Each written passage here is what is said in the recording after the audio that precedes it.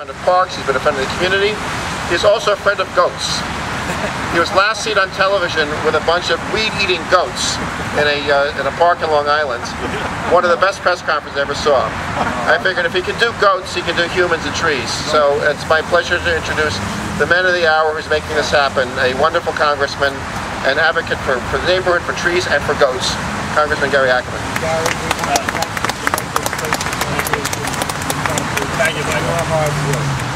Well, let me first say thank you to Parks Commissioner Adrian Benepe, who is a fantastic Parks Commissioner, and his knowledge always continues to impress me on what he knows about parks and trees and nature in general, and all of the great work that he does as the Commissioner of a spectacular city agency that doesn't get enough credit for making life more livable, bearable, and actually enjoyable within the great city of New York. He gave me too much credit.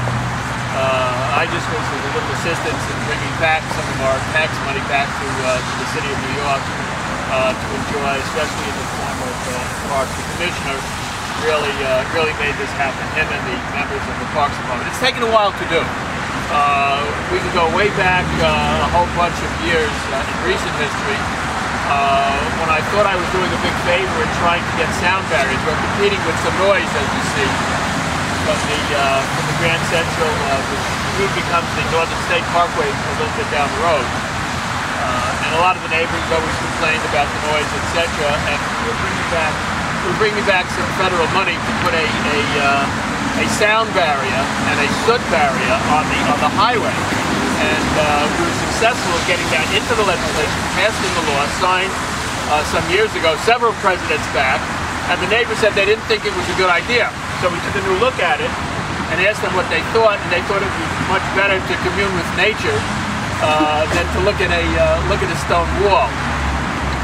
And we came up with the idea of putting in a new bill, amending the law, and reusing, recycling, if you will, that appropriation, those tax dollars, and trying to get a natural barrier that would filter out, as the commissioner points out very appropriately, filter out all of the soot that we breathe. And if you walk through a neighborhood that's next to a highway or a parkway, the first row of houses, if you look at their backyard, if they have a picnic table, it turns very sooty within a matter of days after they clean it. It gets better as you move a few blocks away. If there are tall trees and densely planted areas, it helps tremendously. So the Maker Estate Civic Association, with very capable leadership, advocating for years the replanting of the shrubbery that had been here back in the 60s, as the commissioner points out before they widened the highway, that it would be a great idea. We were able to change the law, recycle the money, and after a lot of figuring out and surveys of the area,